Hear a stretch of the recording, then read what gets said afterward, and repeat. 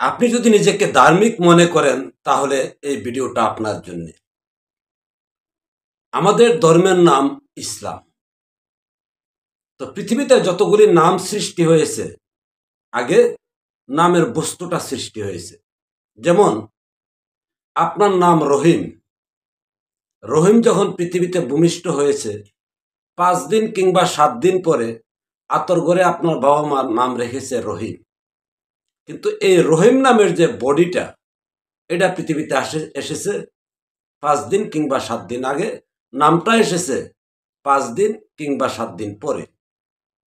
তো আমাদের ধর্মের নাম ইসলাম, অর্থাৎ সকল মানুষের ধর্মের নাম ইসলাম।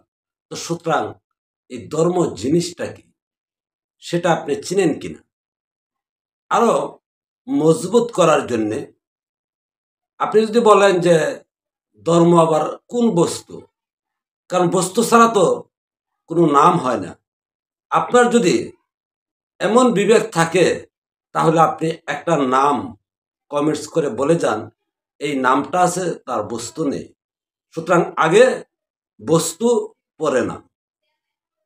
এখানে আমাদের ধর্মের নাম ইসলাম, আপনি বের করুন তো এটা কোন বস্তু। বস্তু স্বভাবত 3 প্রকার: কঠিন, তরল, বায়বীয়। এই ধর্ম কোন বস্তুর নাম? কঠিন বস্তু, তরল বস্তু, না বায়বীয় বস্তু? তো এই বস্তু যদি আপনি বের করতে পারেন যে এই বস্তুটার নাম ইসলাম, তাহলে আপনি ইসলাম ধর্ম গ্রহণ করেছেন, আপনি ধার্মিক হয়েছেন, আপনি ধর্ম মানতেছেন। আর যদি আপনি ধর্ম নামের বস্তুটা বের করতে না পারলেন, তাহলে আপনি ধর্ম চিনেন না, আপনি ধর্ম পান নাই, আপনি ধর্ম গ্রহণও করেন নাই, আপনি ধার্মিকও না।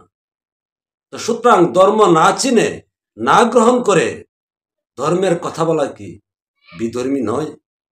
কারণ ধর্ম তো আপনি চিনলেন না, তাহলে আপনি গ্রহণ করলেন কি? সাপোজ একটা উদাহরণস্বরূপ ধরেন, আমার হাতে একটা আপেল আছে, এটা আপনাকে দিলাম যে নেন। এটা আপনি যখন হাতে নিলেন তাহলে আপনি গ্রহণ করলেন।